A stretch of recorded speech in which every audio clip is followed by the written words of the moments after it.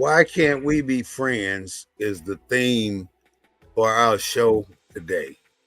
And the reason we want to talk about this is because there's so much dissension in our people that we want to figure out and conversate about how we can bring ourselves back together and be friends again, because you don't need to have to watch your back on everything.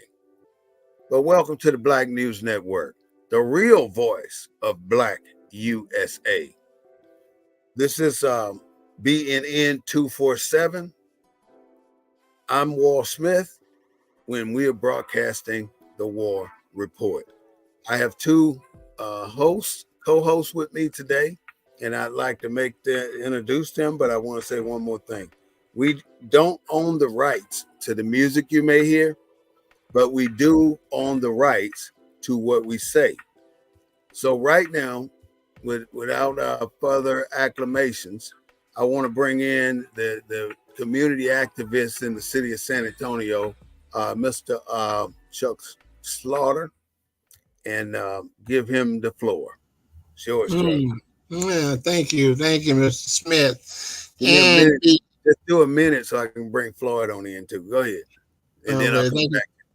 All right, thank you, Mr. Smith, and thank you, BNN 247. What a great topic there is to talk about today, because being friends leads to unity, and we definitely need unity right now. So I think if we deal with this subject, why can't we be friends? And hopefully, maybe this could be some type of, motivational thing to get people to go to the polls and vote, to get out and go vote. We can tie this into the get out and go vote as friend. Let's take a friend to the poll. Yeah, Okay. I like the title. All right. And our other co-host that's been a part of the BNN 247 for a long time is the one and only Mr. Claude Foster. Good afternoon, brothers. I'm so proud to be here with you on BNN 247, reporting to you from Houston, Texas, where we're on the lookout for Hurricane Beryl right now. It's barreling down our necks. So right now we've just gotten a lot of rain and a lot of bluster, but nothing that's caused any damage yet. So if something changes during this broadcast, we'll keep people informed. Well, yeah, I think we have been conditioned to tell on each other, to lie on each other, to bring everybody down, to use the crab in the barrel effect. I mean, everything that would stop somebody, the hating on people that are being successful, the hating on my peers, the hating on everybody that may have an edge up on what I'm doing. If we're doing the same thing and you're a little bit ahead of me, I don't like you because you beat me. But you should be able to lose sometime and still be friends. So I'm not quite understanding what's the psychology about what us intermingling.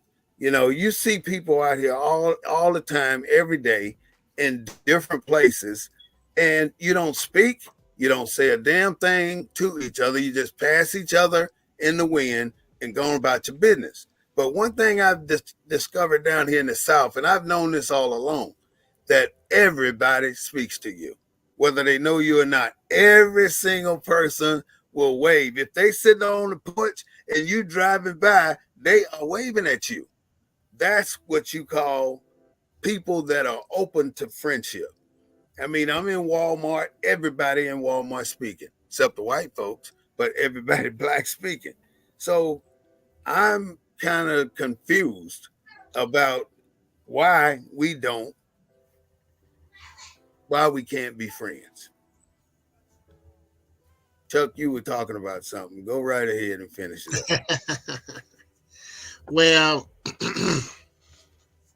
my thoughts are, and I've been, you know, uh, thinking about this for a long time. Years ago, I said, in order for us to come back together, with respect, dignity, and trust, and love for one another, we have to break the chains of slavery. We have to break the chains of Willie Lynch. And what people can do if they haven't read the Willie Lynch letter, How to Make a Slave, I would tell them to Google it up and read the letter, How to Make a Slave.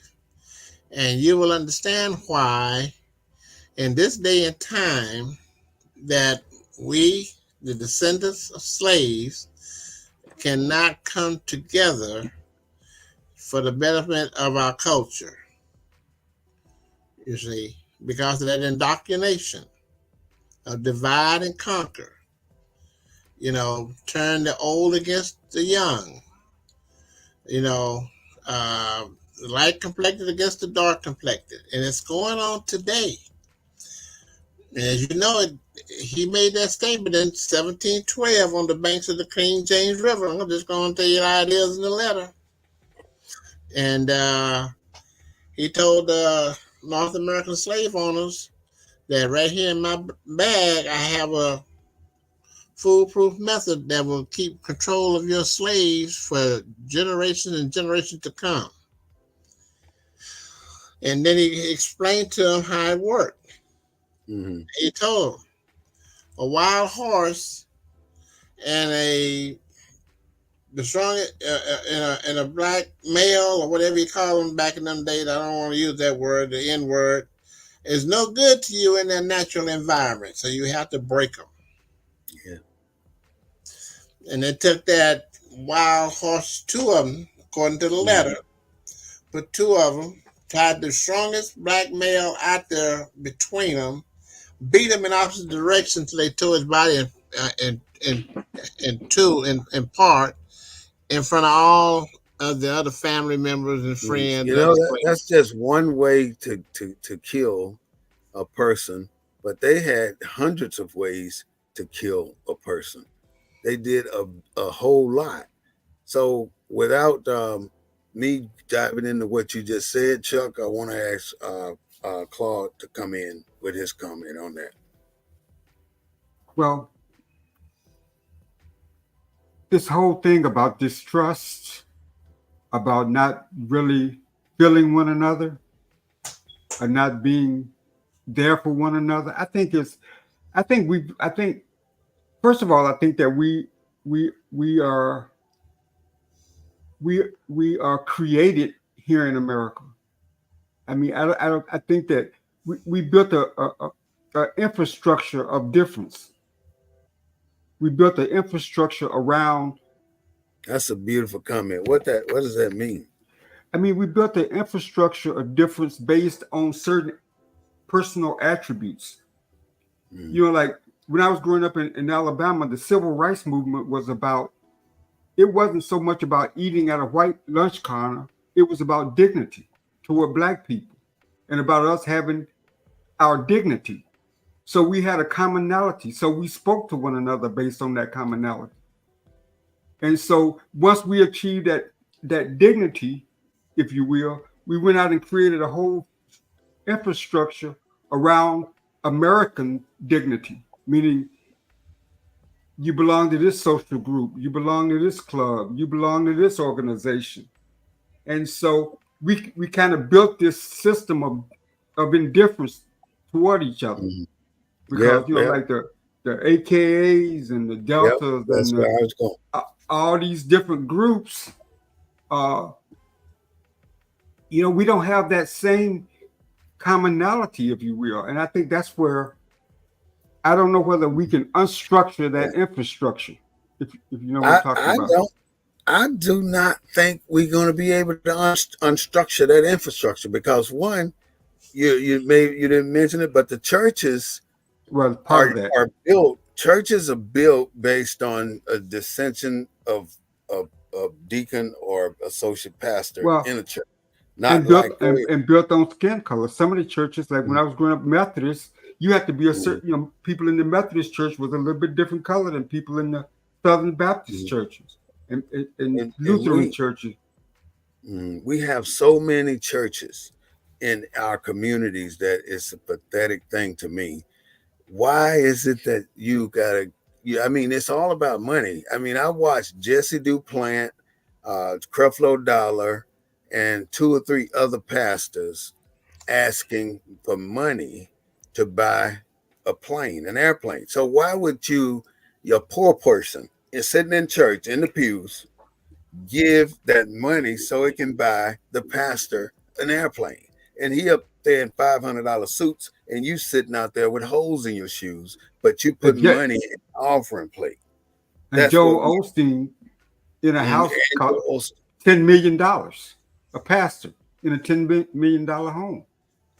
And so see, they ask for it, and the people, poor people, give it to them. Why would a rich man want money from the poor? See, Donald Trump ain't saying it, but he's doing the exact same thing. He wants the ignorant people that can give him money to give him money. And he asks them for it just like that, just like the preacher does. The preacher does the same thing. Donald Trump's doing it too. That makes him in the same category as preachers. And everybody that think they can preach want their own church. Why can't we consolidate churches? We got a church down here in this little town of 900 people, and we got about 6 churches, 7 maybe. Why do we have all these buildings just occupying space, ain't doing a damn thing to fix nothing? They just exist. And it is unfreaking believable that people are associated with these damn churches that don't do shit. I think about it all the time, but I want to talk about a particular organization. I mean, and it's about why can't we be friends? This organization is a secret organization. And that secret organization has a responsibility to maintain the secrecy. But what bothers me is the whole thing seeked acceptance from their counterparts, which are the white boys. See, the white boys do the same thing. Like if you got AKA, there's a black AKA and there's a white AKA, and and then there's a clandestine AKA. So yours seeking, the black one is seeking acceptance from the white one, and the white AKA says hail to the now. But you will not send a request or an invitation to the clandestine AKA, which are black people that do the exact same thing you do. You're forbidden to talk to those people about your organization. Now, who in their right mind would do exactly what Claude said, build these damn organizations to separate us even more? I mean, everybody don't need a damn church. Everybody don't need a sorority house. I mean, everybody don't need the same shit. But we do need transportation. We need the basics. Everybody need transportation. Everybody need a place to live. Everybody need clothing, and everybody need food. Take it. well, but I go back to why we did it. It's because we are made in America. So we mimic our maker. And so the way we are, our socialization, uh, minus, we've developed within our own culture, our own sense of our own sense of identity, if you will, in terms of music, in terms of the arts, and in terms of those kind of constructs, the Harlem Renaissance, if you will. But we are made in America, and everything about us is we mimic those institutions that we were denied the opportunity to belong to. Mm-hmm. And so Mm-hmm. so we've continued that like when I was growing up in Alabama, only the middle and upper middle class could be a member of the NAACP, or had the money to be a member of the NAACP. I'm sure the same thing in Mississippi. The NAACP was viewed as a middle class organization. Mm-hmm. You know, I agree. Urban League tend to focus on the kind of people that Chuck represents. Employment and that kind of uplift. So when you're made in the image of something, you're gonna adopt a lot of the same habits, ways, and morality of the group that invented you. Hmm. We are not friends. I'm just saying we have a problem with all these organizations and agencies creating barriers for us to become friends. And these organizations are exactly what Chuck was talking about a few seconds ago, that they put all these people, all these black people are wedged against each other, doing these things and doing those things and not doing things together. I mean, what would be powerful to me is to see every church in a certain district have at least one meeting a year and decide to throw a big jamboree and give back to the people as a conglomeration of churches. Why can't we see that? I have never seen it. I mean, I see each church all think they doing different damn things, but that's not all. We got all these places like the AKA, the Qs, and the Blues, and all the other ones, the Zetas, and the sororities on the other side of that. Why can't those organizations do something together? Well, I mean, in defense of the sororities and fraternities, you got the Divine Nine, and we do things together. So Like it ain't a separation. I mean, you got, and so like what? when it comes to politics, when Like it comes what? to, I'm telling you, when it comes to voter registration, when it So comes you to, but y'all, let me see. Are y'all standing together at a table registering people? That's what I mean. Together. well, Are y'all yeah, putting your money together? Huh? as a as a as a as a as an organizational structure, yeah. I mean, we're everybody's out there No. in their individual. Yeah, uh that's exactly what the problem is. the Everybody's doing AKs their are doing voter registration, individual part. the you know, but as long as it's a coordinated kind of effort, I don't think that we got to be tied at the hip. As long as it's a coordinated kind of thing, same thing with Mm-hmm, the churches. When I was mm-hmm, uh when I was on council, we all the mega churches in the district got together and hosted a big fundraiser for the benefit of the community. So what you're how much did suggesting, every penny go to the community? well, I wasn't in charge of the finances, but the goal of the event was to bring together the mega churches under one roof for a Mm-hmm, concert to raise funds mm-hmm, that would benefit the community. So Whee! mm-hmm. so things are being done. We may not always hear about them, but some Mm-hmm. of the things that we're suggesting here are being Yeah. done. My thing is, I think that and I'm speaking from my expertise, I think that we've let politics kind of divide us and add to that what you're talking about. Is why can't we be friends, so to speak? And I think politics has become a part of that mixture. I can't talk to Chuck about politics without talking about partisan politics, about the good white person versus the bad white person. Mm-hmm. So politics has been added to that mix of why we don't get along, and Let because me say. we talk Let me about say our this brothers one. that have different views. Uh, Mm-hmm, you know, you know, we're beating up on women now because women seem like they kind of taken over black society, or mm-hmm, the go to. So there's a lot of animosity created because of these systems that we're mm-hmm, part of, whether it's mm-hmm. political system, or whether it's the feminist movement, So, and then people play us. When we're divided, we get played. When Yeah. we're divided, we get played politically, socially. So we're getting played all over the world, all over the country, because we're all separated in these little pods of black people thinking that they are going to go somewhere with that pod.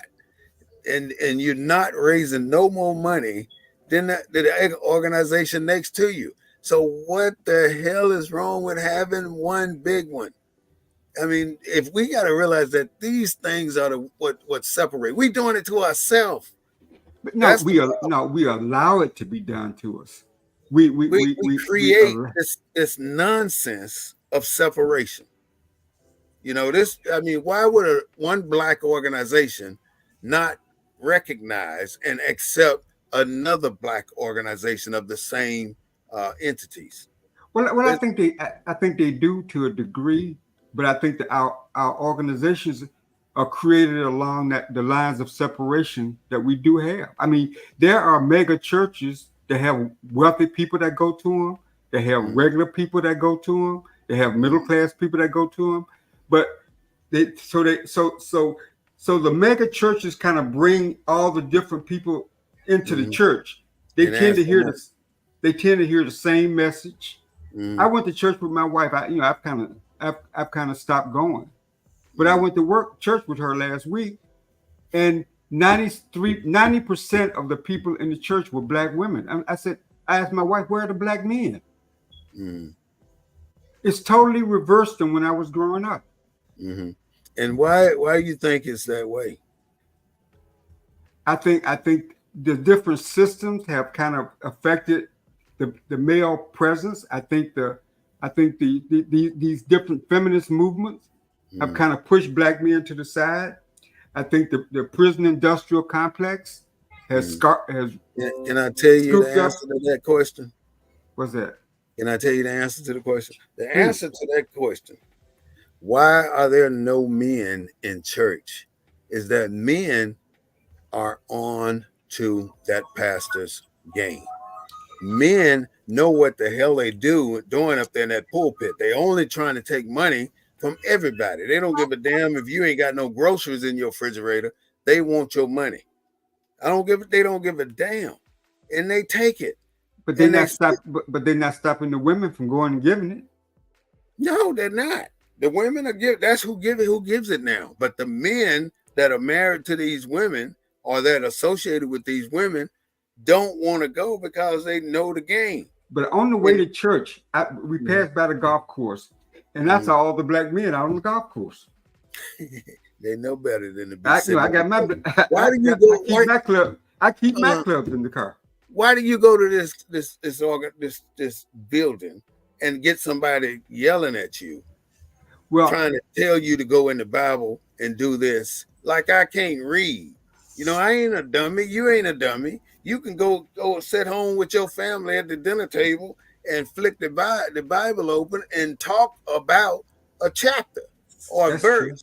You ain't Well, got what you got to go to that building to do that for, and give money to go to that building. again, we're made in America. We didn't bring religion with us. That type of religion that was introduced to us as a control That's mechanism. why the men ain't going, because they know that's bullshit. They know. Yeah, that's probably true today.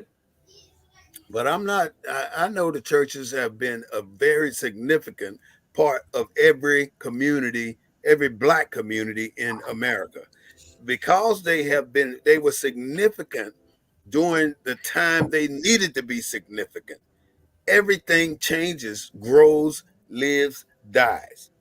When we finally got our feet on the ground with the help of the church and the Masonic order, we should be able to go out into society and keep going, not back into the same thing that got you straight the first time. You're a repeat offender. Hmm. You're obsessed like an alcoholic. You got to go back and get another fix and then give them some money. You might well go see damn Earth, Wind, and Fire or some damn body with that money. But yet you giving it to the man to buy a $500 suit. Bullshit. Well, It's all bullshit. a lot of black people, Mm, especially black women in our communities, you've mm. heard the old saying, you could have two black people and they're proud that their pastor lives in a big house because somehow that's And associated they with live in them. a shotgun house. Yeah, that's my pastor. Or drives a fancy car. Oh, there go my pastor. As if that What is wrong object, with our people that should be doing that kind of shit? because because people People don't grow.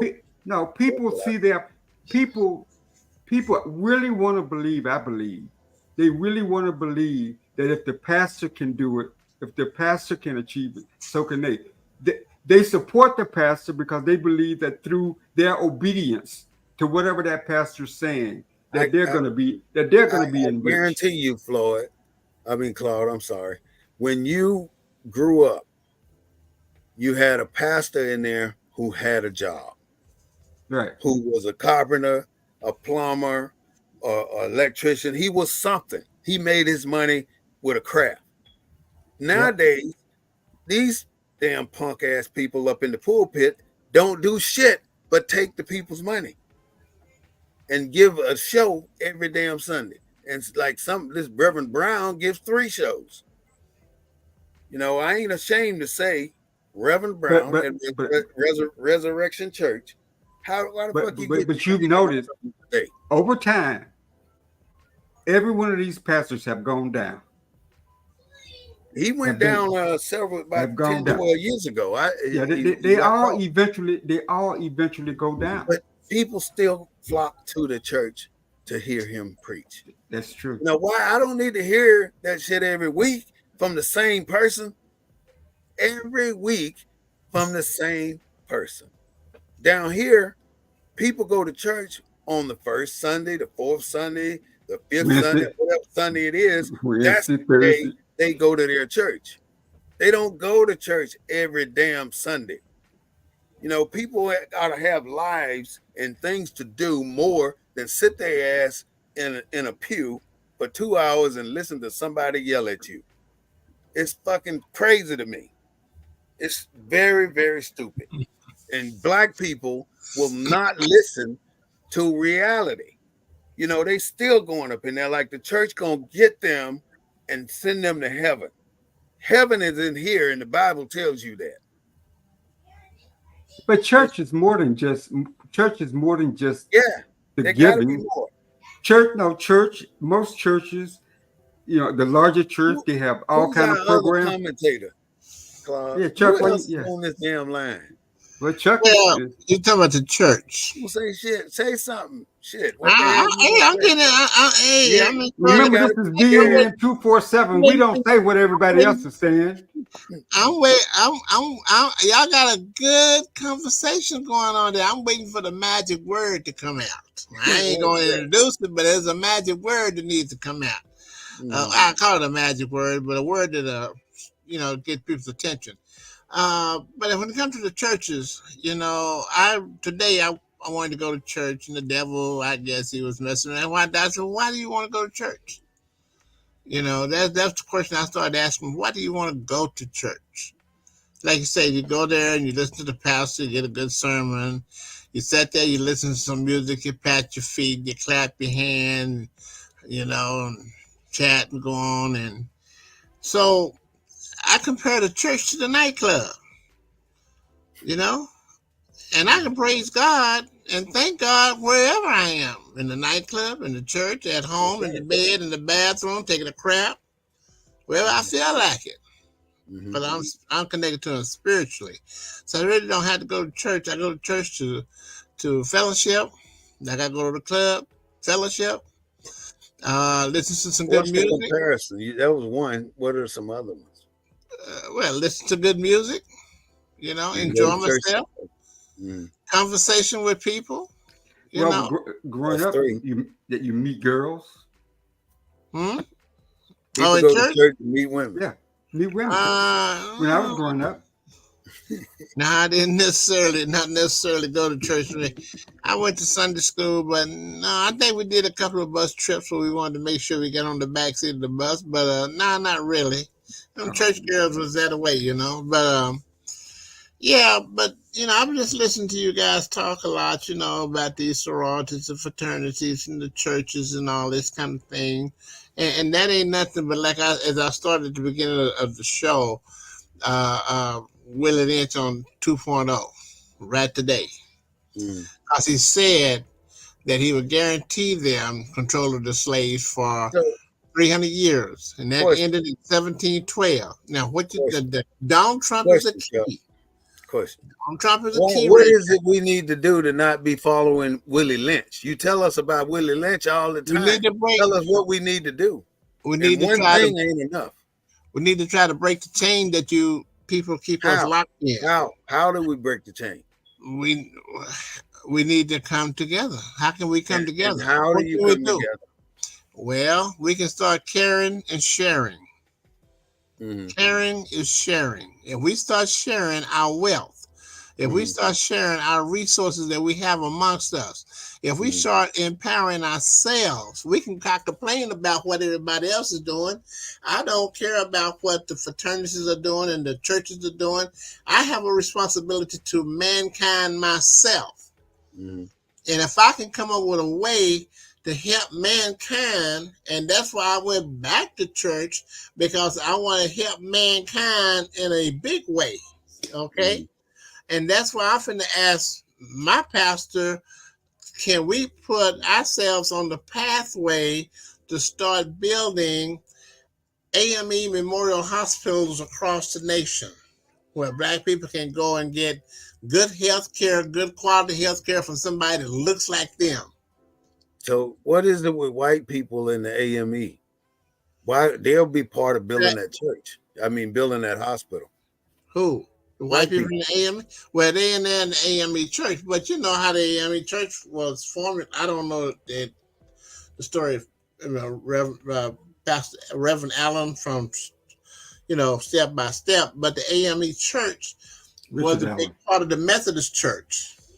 Okay, and they were divided in the church because they had to set up upstairs in the pews and all that kind of stuff, while downstairs, and that's why they broke away and became the African Methodist Episcopal Church Hmm. to divide themselves from the white folks. So they Hmm. are, to me, a pro-black church, but there are Let me some say. non-blacks that come there to fellowship with us. Mhm. Let me put something out there. Muhammad Ali said that you got 10,000 white people coming your way. And within that 10,000 white people, 3 to 5 of them are rattlesnakes. But you don't know which one is the rattlesnake. So all of those people are coming to you, and you don't know which one's a rattlesnake. Do you turn all of them away? Right, the good ones and the bad ones, because ain't no good ones and ain't no bad ones. All of them are the same. And that's our problem. If we don't understand that all these people are the same, we got a problem. Muhammad Ali couldn't explain it no better. 10,000 of them walking my way, which we, in our encounters of the world, we probably run into 10,000 people. And it guaranteed there's 3 to 5 rattlesnakes in that 10,000. And you still accept them, and you don't know which one is the rattlesnake. And you get bit every damn time because Yeah, it's more yep, like yep. 400 of them rattlesnakes. Mm-hmm. You can't say to me, I ain't got nothing good to say about them. They bring down every black man that ever made it to a certain level. They take them out. Look how many entertainers done died. You got, I don't know but a few. You got Prince, you got Michael Jackson. Who else? You got Whitney Houston. I mean, it's at least 5 or 6 more. How come all these significant black artists are dead? There was no reason Michael Jackson should be dead right now. There's no reason Prince should be dead right now. Whitney Houston should not be dead right now. And we can go on down the line and name some more. So if we were not so envious of what a person obtains in life, you won't get poisoned or you won't get, I don't know, drugged. Whatever they are doing to kill all these damn people, it's something that they know about, and they continue to do it to get their wealth. Look at Kobe Bryant. How many damn helicopters done hit the damn ground? That's some bullshit too. You know, the captain ain't gonna try to crash the plane, and the co-captain ain't gonna try to crash it, but the mechanic or the people in the shop could have set it up so it'll fly for 30 minutes and then it's gonna quit flying. They know how to do this kind of stuff and they do it. But yet We as black folks, we want to be friends with them, but we don't want to be friends with ourselves. What the hell is wrong with y'all people? I got a question, I say and y'all on your this may nerves. be off. This kind of piggybacks off what you're saying. What Mhm. happened to the planes that crashed into the World Trade Center? Has anybody ever seen those planes? Hmm. No, not even a single piece. Not even a single piece. What happened to them? Where's the Where the tires? planes at, Chuck? Where's the Chuck, plane that flew go, into the Pentagon? go get them damn scrap pieces out of your closet. Chuck, them pieces are part of the plane. My point is, I'm That's a trying. good question. They never talked about those Good planes. question. My point was, what you just said is believable. Huh? I'm just trying to validate the points you just made Mm, about how things can be not what they seem and how things can be. But another point I wanted to bring up mm, when you talked about when you used the example of Muhammad Ali. Now, when I was growing up in Alabama, and mm, people like James Reeb and Viola Louiso, we considered them as good white people. mm. They wasn't Jewish; they were white. They were But good white people. since they was on our side, they was good white people. The Mm, lawyers for the NAACP were Jewish lawyers, and so they mm. were good white. Like I Do said, you we think didn't. they would die for you? Well, Viola Lizo did. I mean, she was sheltering. I mean, she was uh, driving marchers back from Montgomery to Selma, so Mm. she died for black people. Did She she was have? I mean, transported. let's look at the Underground Railroad too. When Harriet Tubman was bringing people down the Underground Railroad, some white people helped her. Exactly. But if the Klan or the people that despise black people had put some pressure on her, do you think they would have died before they told them they got people in their attic or in their damn cellar? Or do you think they would have just said, hey, them motherfuckers right over there, just to save themselves? I don't know. I think, like I said, there was black people and white people, you know, battling So what you anti-slavery. trying to say is some good ones? Yeah, there's some good ones and some bad ones on both sides. Now, I know that. We have a saying with our little think tank. Not Mm, all white folks are bad. Is how we say it. I've heard it before. Not all black folks are your friends, and not all white folks are your enemy. And Yeah. that's that goes along with what you were trying to say a few minutes ago. All these 10,000 people coming in, there's a few snakes in between them, and we don't Mm, know. And I said, how you good white folks gonna distinguish yourselves from the bad ones? mm. But How we brother, good black folks gonna distinguish ourselves from the bad ones? I don't want to get off subject, but I have to bring this up because brother Smith Bay, you got me to really read something a little bit deeper than I typically read, and that's what being 247 does. It Mm, makes you think outside the box. Like we ain't getting prepared questions from mm. the Biden administration. Right. This This is ain't that kind all of. from our heart. Yeah, This is our stuff. this ain't that kind of show. This is we don't need to be scripted. And then But Right. I'm a 72-year-old senior citizen on this thread, and I don't appreciate you attacking my senior citizen president. well, Why let me go not back to Trump? this. My point has always been that this country never does anything for black people alone. And you That's only got to look at the 13th Amendment. It mm-hmm. wasn't about us necessarily. Mm-mm. It freed us, but you know who it also freed? Them white indentured servants that was in this country that had came from Europe and had indebted themselves to those companies that brought them here, and they had to serve a period of servitude. Servitude. And the 13th Amendment freed them from that So servitude. explain the 13th Amendment. What is it? The 13th Amendment abolishes slavery. And that's What how does it say? What does it say?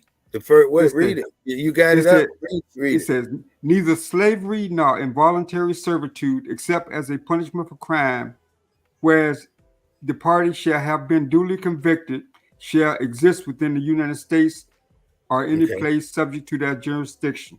So Now neither that's it. slavery Let me say nor this. involuntary Where does it servitude. say black people are free.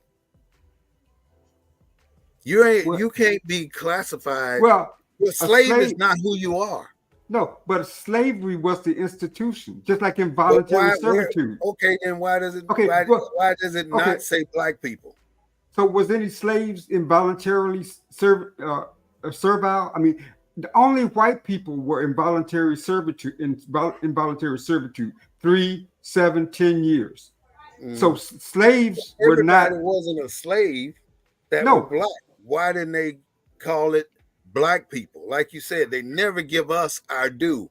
We always something other than what we supposed to my be. point about the We 13th know Amendment, they cannot classify us as a slave. but That's Brother all. Bay, my point about the 13th Amendment was, notwithstanding what you just said, that a portion of that 13th Amendment covered white folks. Mm-hmm. That was Mm-hmm. white folks that was involuntarily in servitude because Mm-hmm. they had paid for that. These were poor. All these white names that we got, these are them people. Those poor people from Europe that indentured themselves on those to pay for their voyage to America. Mm-hmm. That's who the Yeah. 13th Amendment freed. All right, so the So my 13th point Amendment, is, it wasn't for us. That's what I think. Just like you no, think that. it wasn't just for us. And just like the 14th Amendment, we talk about the right to vote, but the 14th Amendment, if any state violated our rights, the The federal 14th, government had to. The 14th, if the any state 14th is violated our invalid. rights, the government had the right to decrease their representation in Congress. They never exercised that right. The So if 14th Mississippi, Amendment is invalid. It's not valid. well, it hasn't been revoked, so it's Let me still tell you why, part of the though. Constitution. Can, Okay, can I I tell didn't want you to get why? off target. I just wanted to It's all bring right. that. We there now. I want to tell you why it's invalid. Because you go to the Fifth Amendment, it says that the USA will honor all debts. It will not confiscate property. It will pay for whatever it owes. That's what the Fifth Amendment says. When you go to the 14th Amendment, it says they will not pay a damn dime. And if you fuck with them for some money, we're going to put your ass in jail. I'm just paraphrasing the 14th Amendment. So, how can the 14th Amendment contradict what the Fifth Amendment already said? It can't. In one, you say you're going to pay, and the other one, you say I ain't paying shit. Well, there's a lot of double talk in the Constitution. You know that, right? Yeah, of course. It's a lot of. But it invalidates. How it doesn't validate what's coming next. It only It invalidates. invalidates. It only invalidates if Congress says it, or some They don't Supreme. have to, but you know it. If push came to shove, like Dred Scott case, take it all the way to the Supreme Court, you will win because the document contradicts itself, and you cannot have the Constitution contradicting itself. 14th Amendment is bad. It's invalid. We can't do shit about it, but it is. So when they say it freed the slaves or gave you citizenship, look at what it says. We gave slaves citizenship in the USA. They cannot classify us as slaves. We got to be people. We are something other than that. They cannot call us slaves. Now they didn't use the word slave. They said all persons born are neutralized in the United States and subject to its jurisdictions are citizens of the United States. They never used the word slave in the 15th Amendment. Where does it say we are free or citizens? It doesn't. Well, it says it in the 14th Amendment. No, it does not. It does not say we are not slaves. We that is not our title. That's the title they use. But we as a people, even the ones coming off the plantation, you cannot classify them as slaves when they step off that plantation or that prison. That's what it was. They're now ex-convicts. No, they're not ex-convicts, but they come off the plantation and they're black. But honestly, we're not black. We're not African American. We're not colored. We're not a nigger. They damn sure enslaved. but they never, nowhere in the Constitution have they used the word black or any other kind They of used description. African American in there. No, they're not. Nowhere in the Constitution I'll did they. find it for you. It's in No, there. I got I read this whole thing. It's Nowhere in there. here they It's refer there. to us in the Constitution as those, those other people, because it's described who was a citizen, and we was described as some others. Maybe I'm Nowhere thinking in the about it. Constitution is there a mention of us as black people. So how is And it that we think we reap the same benefits as them? These are privileges for us. because the 14th Amendment Yeah. says so. The No, 14th Amendment, Brother Bay, you're born here. You have every right to citizenship as anybody born in this country. yeah, but what makes you a citizen? You're not a citizen unless you do something. Right now, you're getting privileges. You're No, not getting rights. You don't have no rights. Brother Bay, your rights, once you become a citizen, you have all the rights of citizenship. But you're not a citizen. What makes you a citizen? Birth. Well, for the three of us, I think what you're trying to say, for the three of us, what makes us a citizen, a true citizen, is because we served the military and took the oath of honor. Yeah, you're right. Okay, But what that's what makes us a citizen. Now, but I think what Claude is saying, if you're born in this country, you are automatically, according to the Constitution, a citizen of this United States of America. Yeah, he was right what he said, but what I'm saying, saying is, where does it say you're a citizen? In the 14th Amendment. What has happened to us? Anything that they do for us need to be directed towards us. Our name need to be in there. Our people are former slaves or former indentured people. Well, it's in there. Well, it does. It's in there. Personal to us. What is in there? Slaves are in here. We ain't no damn slaves, man. That's the problem. They can't classify whole people slaves. Well, they did. Do that? They did just like they took every state and called it what they want to call it. That's what Americans do. But you ain't a state. You are not property. You are a human being, and they cannot give you that name. Didn't they name the Indians? Indians wasn't Indian. They're not Indian. Yeah, but that's what they call them. But they are Indians. That's what they called us. And that's what they called the slaves. And you can make that don't put us in a position to say, just because they wrote slavery in a document, that we are free and we're citizens. We haven't fought to change it. And I'm gonna tell you, we haven't fought to change it. Black folks could take on could take on the effort to say, okay, we black people, we want to work. We want our name in there. We want our real name in the Constitution, and then we set out as a people. You back to the subject of this, right? What can we do to bridge that to bring us back together? Juneteenth won't do it. Okay, another link here is. But why can't we change the Constitution? Who are we then? Well, we are what Brother Bay is trying to say. Who we are? Who are we? But this country has never. What they gonna call us? Africans? You say we're not black. You say we're not Africans. Who are we? What would you put in this book, Brother Bay? I would change the name slavery out of that book. To what would you put in this place? Yeah, they can't classify us as slaves. That Constitution don't say nothing about us. Okay, so it says something about a process. Right. That's a process. It's nothing about us. So so the institution was slavery. The process, the institution was slavery. Mm-hmm. So what is it that the 15th Amendment would get rid of? If slavery was the institution, what should the 15th Amendment say? Because it should say who we were. And you want me to tell you how we were? Okay, what language? If the three of us wanted to start a petition, if we wanted to challenge our listeners on BNN 247, what can they do? What language would we come up with as an amendment for us to?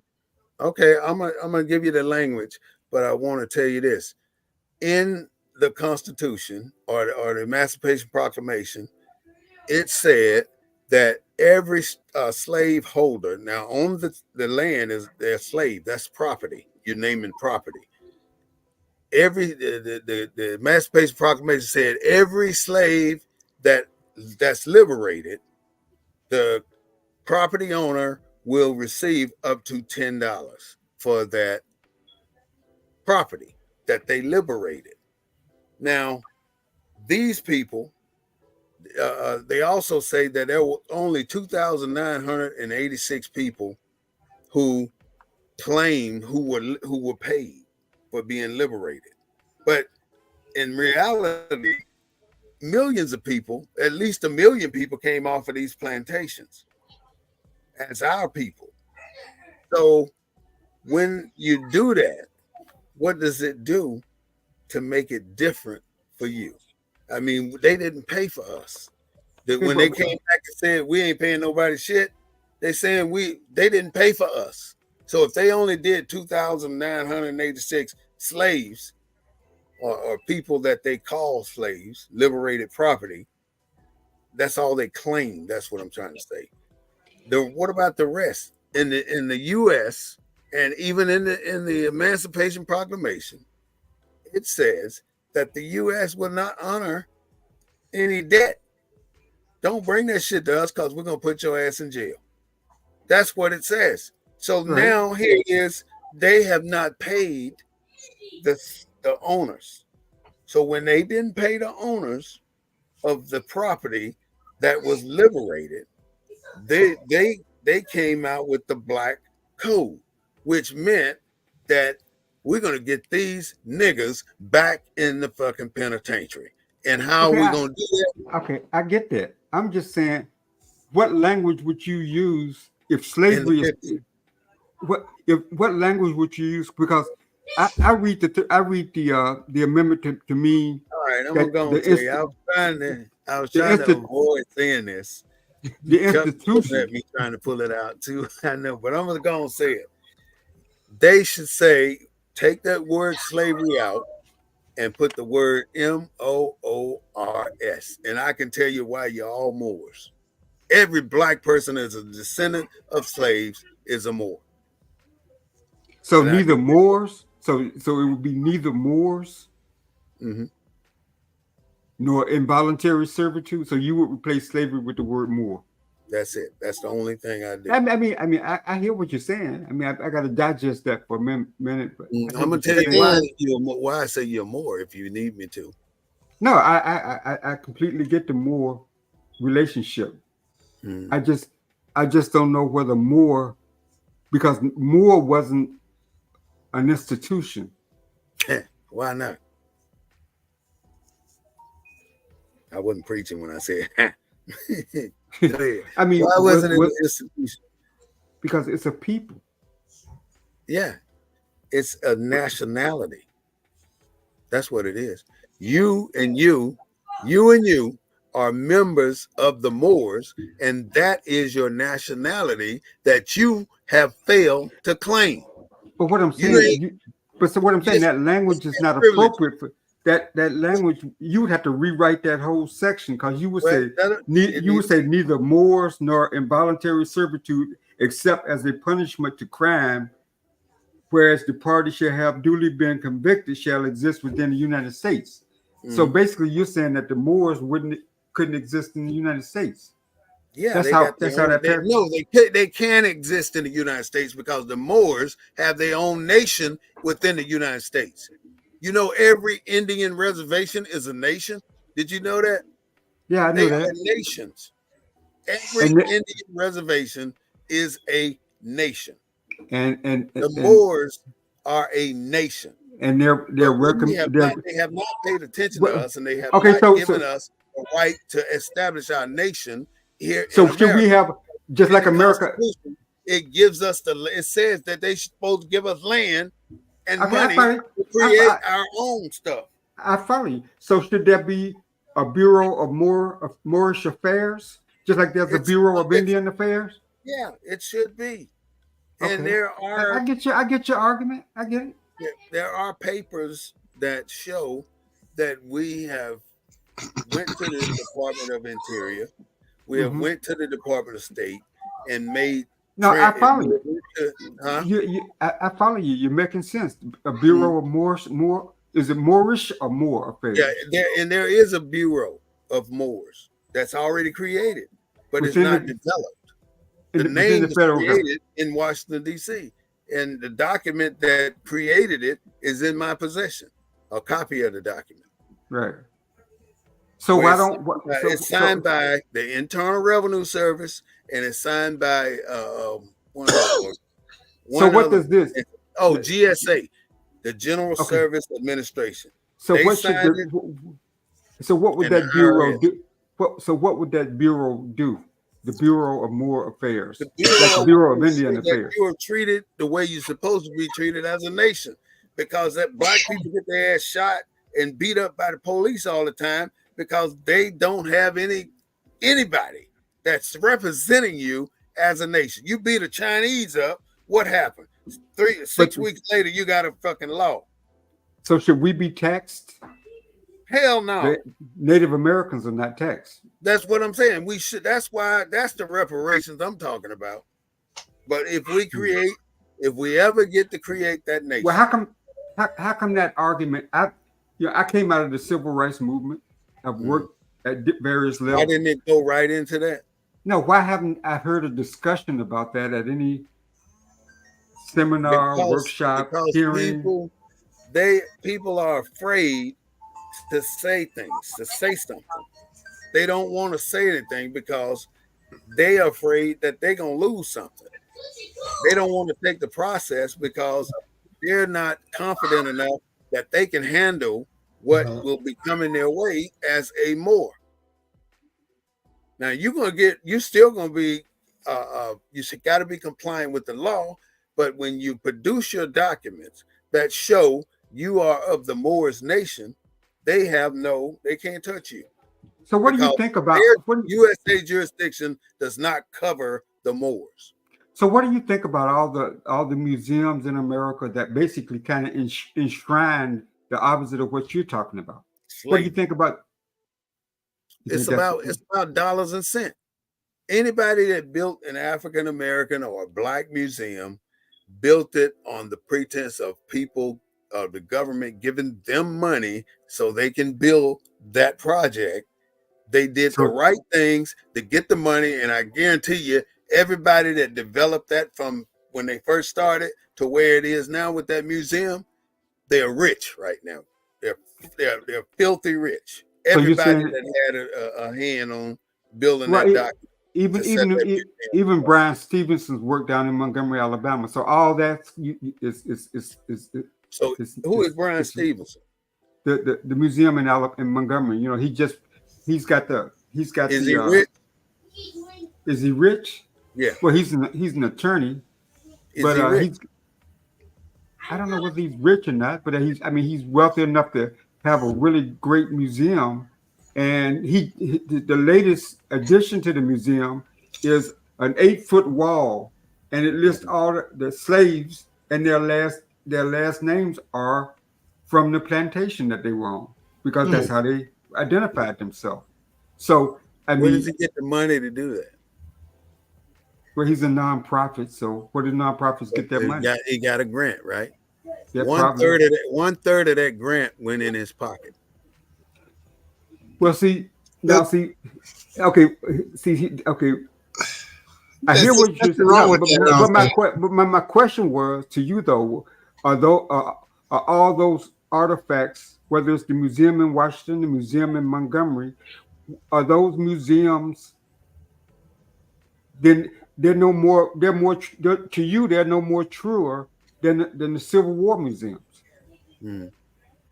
I mean, they They're, have no more they factual basis than the Civil War museums, based on your. Now, those items that you see in that museum, I guarantee you, they started the day after the Civil War ended. I Everything get in you. that museum. I get you, because that's where the hangings took place. That's where everything that you say happened after the Civil War. So he's And, got monuments that show mhm. What where happened? to the 200 years between the Civil War and No, 1968 or whatever it is. no, What I follow happened? you, but if I continue along, There are over 100 years with no history of us. I follow you. I'm just saying that what you're saying, if I follow your logic and follow your argument, Mm-hmm.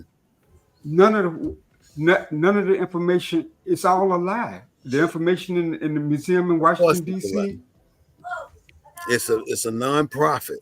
Is it a They're lie, or is it, or have we have not figured out a way to capture the part that you're talking about?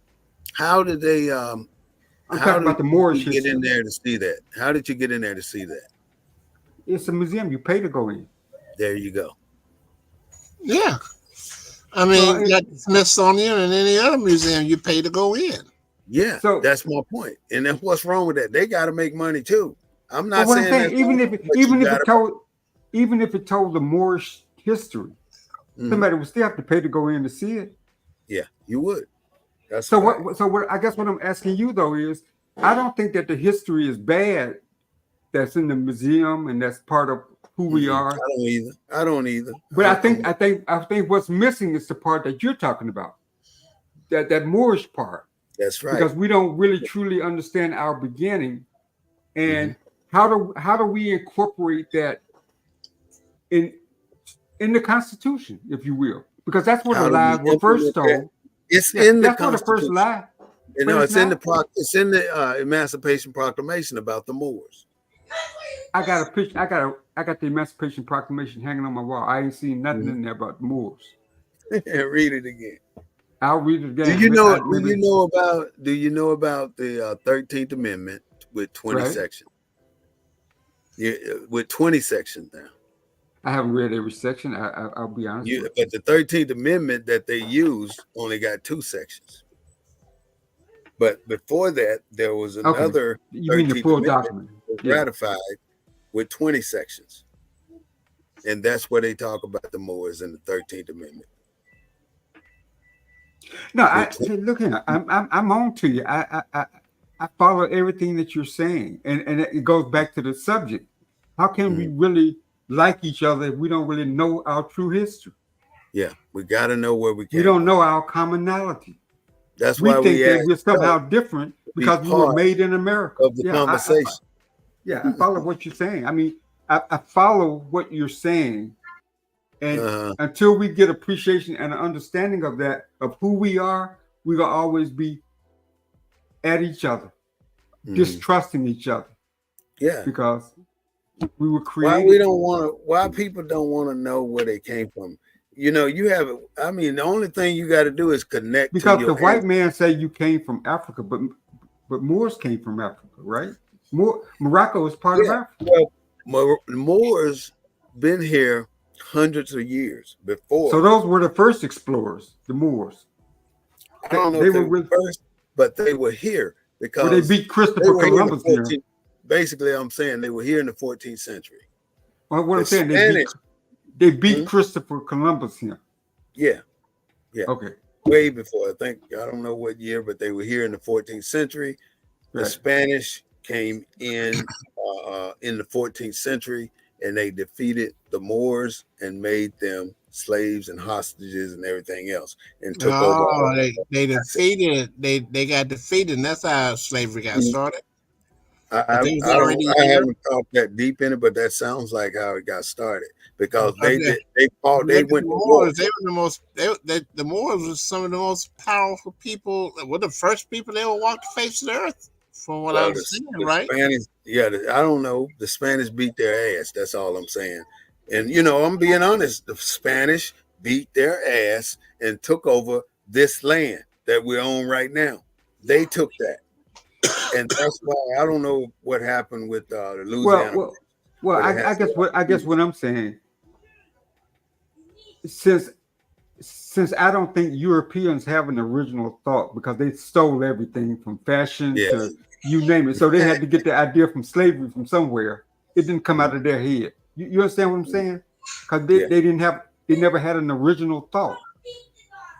So it's not uncommon to say, okay, the Spaniards beat the Moors.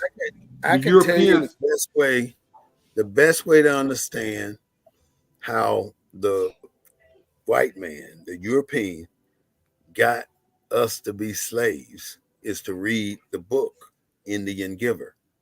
That book talks about when they started to explore the Amazon, Brazil, Venezuela, and every product in each country they took. Even in Venezuela, they took the gold. No, In I no, no, Argentina, no. but these are European people, and Right. it evolved, and then No, they I took mean, I follow you. It makes sense.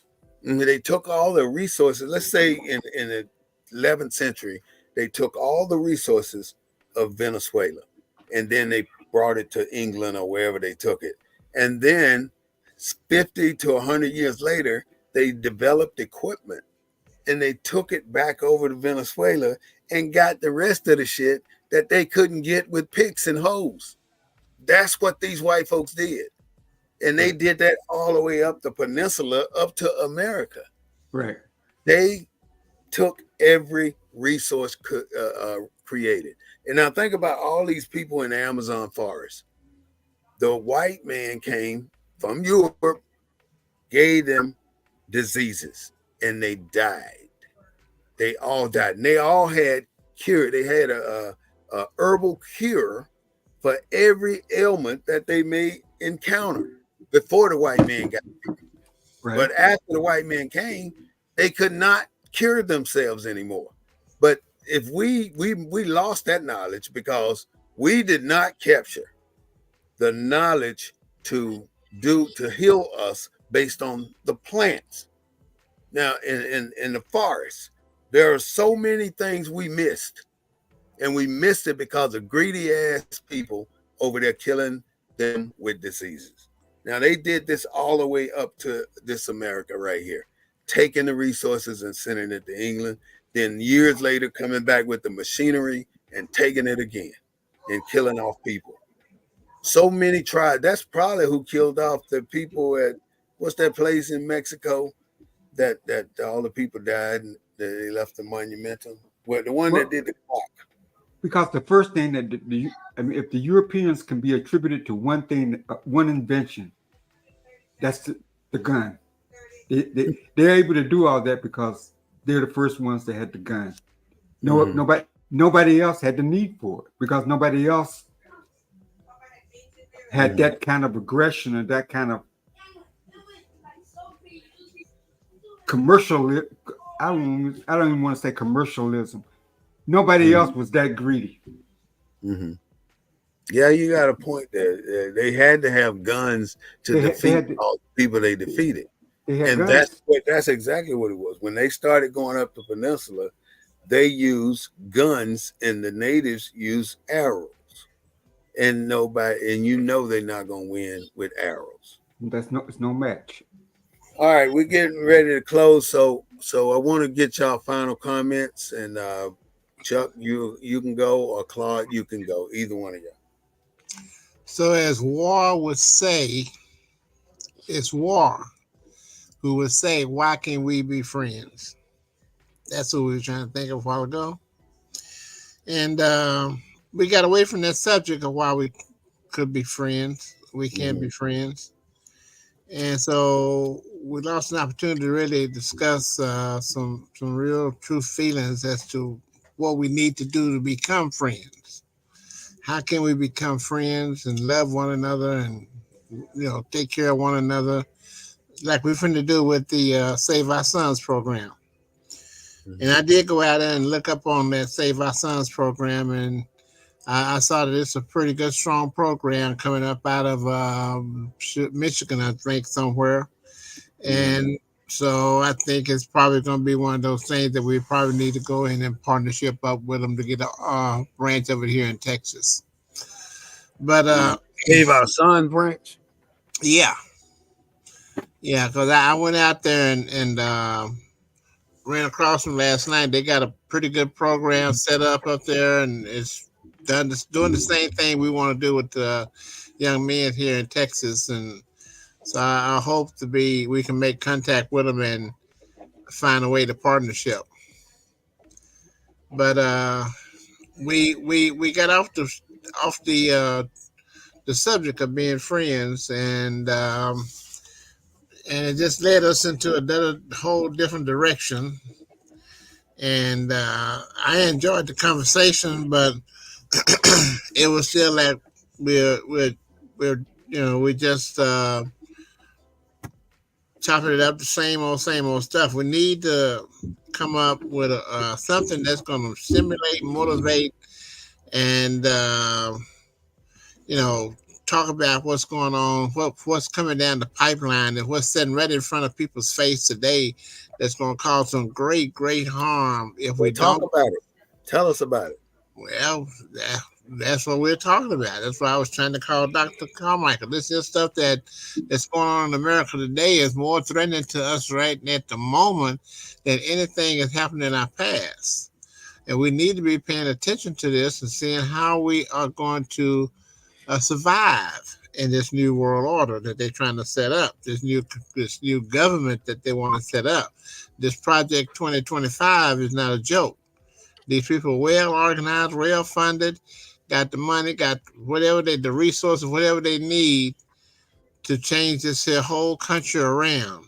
And the one group of people, that's going to be hurt the most is going to be our black people, whatever you want to call us, but we call ourselves black. They're going I to be call hurt. myself black too. They're going to be hurt, and not only the ones in the well, but a lot of those in the middle class, they're gonna start falling back down to the lower class and so on. They're gonna start depleting. And all those that's got that money up there, they're gonna take that. Look at they're going out to P. Diddy right now. They're tearing his butt up. All that money he got, when he get through with him, he gonna be broke. So that's why we don't take care of our own selves. We don't take care of our belongings. What is ours? But then again, what is ours is not really ours when you in the industry that they're in, the music Mhm. industry, stuff like this. But somewhere we got to find a way to say caring is sharing and start caring for our people by sharing some of the resources that we have at the top with the people at the bottom. I think that's our only way to send a message out to America that we're independent and we can walk on our own 2 feet. Just don't get in our way. Uh, I don't know. That's what we need to start focusing on from now for the next 3 to 4 to 5 months throughout the election. How are we going to get these people out to vote? And then I don't know. We wasted a lot of time. We wasted a lot of time. Like Claude said, he said we don't have a voter's registration problem. He said we have people turning them out, getting them out to go vote. And I thought maybe through Beaver, we're going to probably go ahead and start doing voters registration, get out to vote rally, voters registration rally, and get out to vote or whatever. We're gonna start talking about getting out to vote everywhere we go as soon as we start getting ready to hit the streets. And hopefully after our meeting Monday night, hopefully I've, I've put out a couple of you know reminders already that we're having it Monday night at 7 o'clock. I need the players that's going to be on the itinerary present so we can get reaffirm the commitments and everything and go over the itinerary. If there's any changes to be made, it's the time to make it.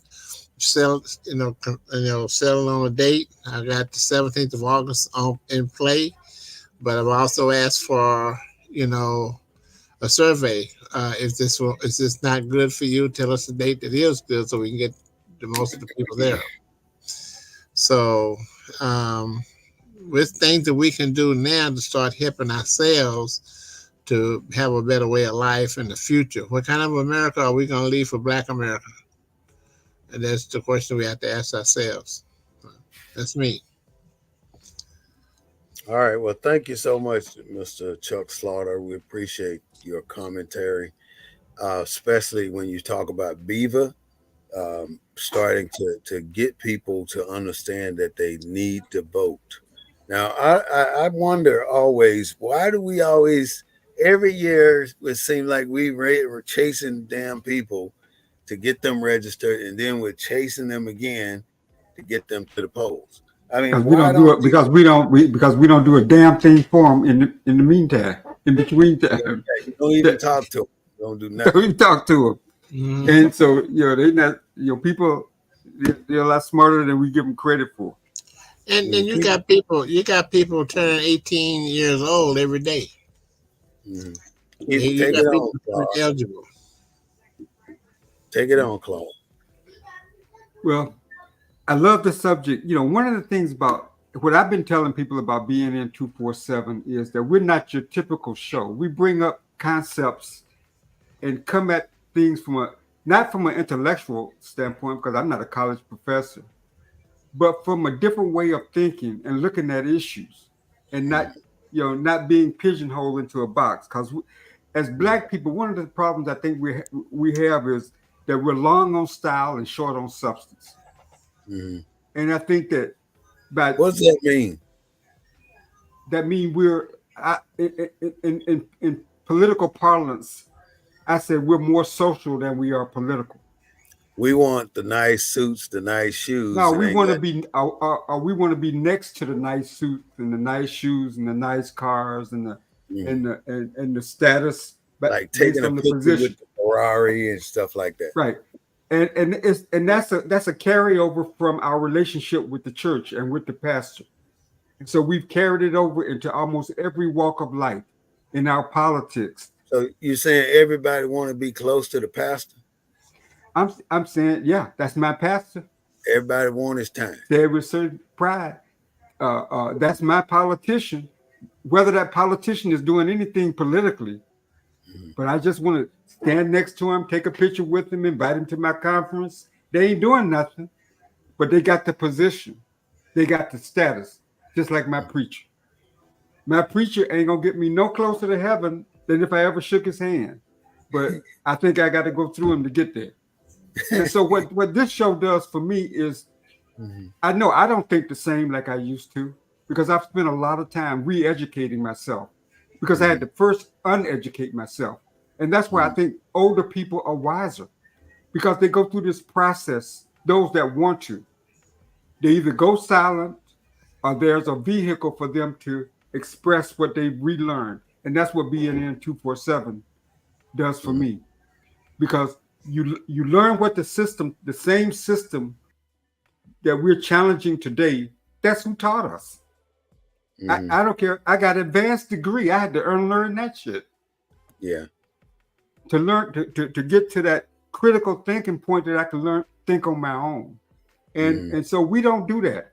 And so this show allows that expression, that new Bringing it learning. back to the forefront. And we put it out there and people can, like I'm the political guy. It's like I was telling Chuck, be suspect of these programs that they put out there, like Project 2025. Why should Black folks care about that? Yeah. They It's a they doing dirty that to plan. scare. They doing that to scare Black folks to vote. Just like every election cycle, they say they're coming to take your vote away, but you ain't seen the politician do nothing during the legislative session to stop them from taking the And vote at away. one time they talking about they're gonna take your Second Amendment rights. Right.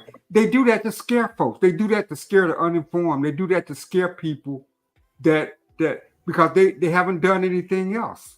And so just be leery of that. If you get a chance, watch the ex-congressperson, Black Congress, Nina Turner from Ohio.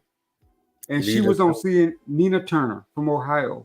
And she was telling Black folks to don't waste their time worrying about Project 2025. It's a scare tactic. It's to scare you into voting for a system that don't do nothing for you on a daily basis. It's you're like scared straight. It's scared vote. Scare you into voting. Not based on any kind of policies. But if you don't vote, they're gonna come take your vote away. If you don't vote, then this is gonna be the law of the land. And it's scare tactics. So I appreciate being in 247 because it gives us a platform to talk about the Moors and educate people and connect the dots between that history, our real history, and our current condition. Well, thank you so much, Mr. Clark Foster. Can you and Chuck stand by while I close? Sure. I wanted to talk to you about something, okay? Okay.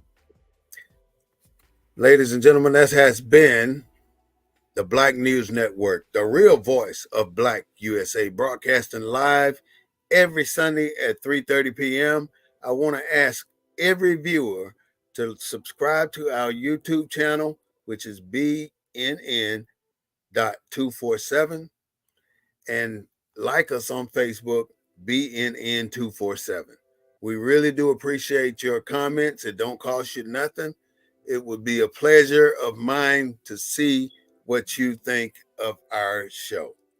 But this is the Black News Network getting ready to sign off. We don't own the rights to the music, but we do own the rights to what we say. Don't forget to like us on Facebook. Thank you so much.